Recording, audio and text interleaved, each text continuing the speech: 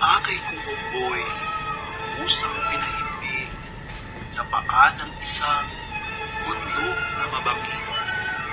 Di kaginsa-ginsay, natanawan namin, pulutong ng murong, lakad ay mahingin.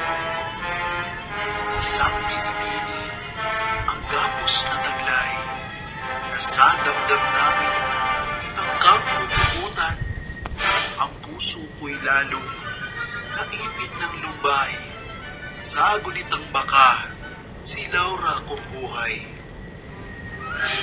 Kaya di namigil ang akay ng loob, at ang mga moro'y bigla kong nilusog.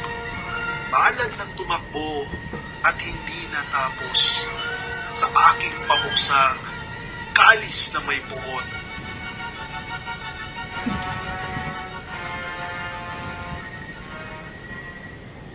Nang wala na akong pagbuntuhang galit, sa di makakibong kapos ay lumapit. Ang takip sa mukha ng aking ialis. Abakot si Laura, may lalo pang saking. Pupugutan dahil sa hindi pagtanggap, sa sintang mahalay ng emir sa syudad, nang mag-asa lahayop ang morong pangahas, tinampal sa mukha ang himalang dilag. Aking dali-daling kinalag sa kamay ang lubid na walang awa at pitagan.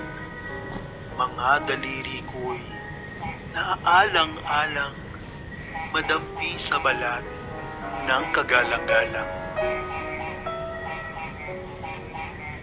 Nang aking matantong nasa bilangguan, ang bunyeng monarkat, ang ama kong hirang, nag-utos sa hukbod, aming sinalakay, hanggang di nabawi ang Albanyang bayan. Pagpasok na namin sa loob ng reyno, bilanggu ay siyang una kong tinuro.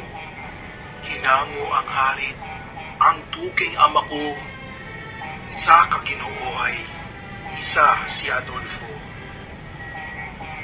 Labis ang ligayang kinamtan ng hari, at ang natimawang kamahalang pilit.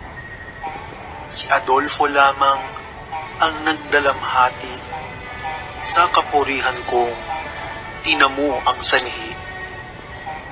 Saka nahalatang ako'y minamahal ng pinag-uusig niyang karikitan. Ang Konde Adolfo'y nagpapakamatay dahil sa korona kay Laura'y makasal.